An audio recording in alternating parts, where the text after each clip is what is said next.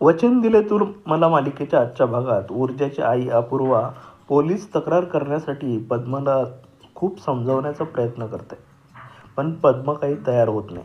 अपूर्वा म्हणते, तुझी आई जरी असती तर तिने सुद्धा हेच सांगितलं असतं तुला. तेवढ्यात पद्माला शोधण्यासाठी विक्रांत चाळीत येऊन चौकशी करतो. विक्रांतचा आवाज ऐकून पद्मा, ऊर्जा आणि अपूर्वा तिघेही घाबरतात. ऊर्जा पद्माला म्हणते, आता तरी पोलीस तक्रार केली पाहिजे. मग ऊर्जा अपूर्वा आणि पद्माला दुसऱ्या वाटेने पोलीस स्टेशनला पाठवते. विक्रांत चाळीमध्ये पद्माचं घर शोधत असतो. मग तिथं अर्पिताई येते. ऊर्जा बंटीला शेजारच्या काकूंकडे देऊन पोलीस स्टेशनला निघते. विक्रांत आणि अर्पिता पद्माच्या घरात जातात, पण पद्मा तिथं नसते. विक्रांत पद्माला वाटेतच थांबवायचं म्हणून निघतो, पण अर्पिता त्याला जाऊ देत नाही. अर्पिता त्याला गोव्याला जायला सांगते आणि त्याच्या मित्रांना अंडरग्राऊंड व्हायला सांगते. इकडे अपूर्वा, पद्मा आणि ऊर्जा पोलीस स्टेशनला पोहोचतात. पद्मा तक्रार दाखल करते, पण पोलीस जेव्हा विक्रांत शिर्केचं नाव ऐकतात ते सुद्धा हादरतात. पुढे तक्रार लिहिण्याऐवजी पोलीस अधिकारी स्टेशन इन्चार्जकडे जातो आणि त्यांना हे सगळं सांगतो.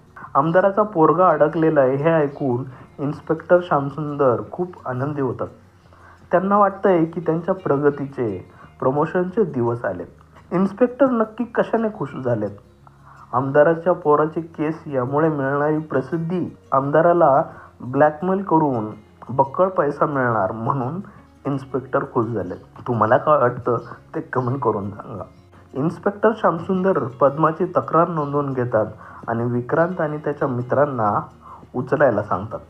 मग पोलीस विक्रांतच्या सगळ्या मित्रांना पकडून घेऊन येतात. विक्रांतच्याही घरी पोलीस येतात, पण अर्पिता त्यांना सांगते की विक्रांत घरी नाही आहे. पोलीस थोडी चौकशी करून निघून जातात. अर्पिता मात्र भांबावून जाते. तिला कळत नाही आहे आता काय करायचं. मग ती हर्षवर्धनला फोन करून सगळं सांगते की विक्रांत विरुद्ध खोटी तक्रार केलेली आहे, पैसे उकळण्याकरता.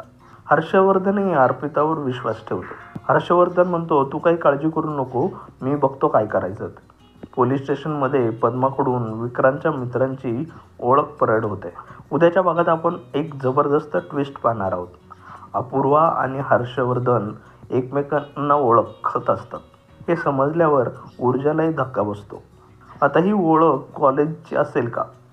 तुमचं मत कमेंट करून सांगा. त्याचबरोबर व्हिडिओ आवडला असेल तर व्हिडिओला लाईक करा, शेअर करा आणि चॅनलला सबस्क्राईब करायला अजिबात विसरू नका. धन्यवाद.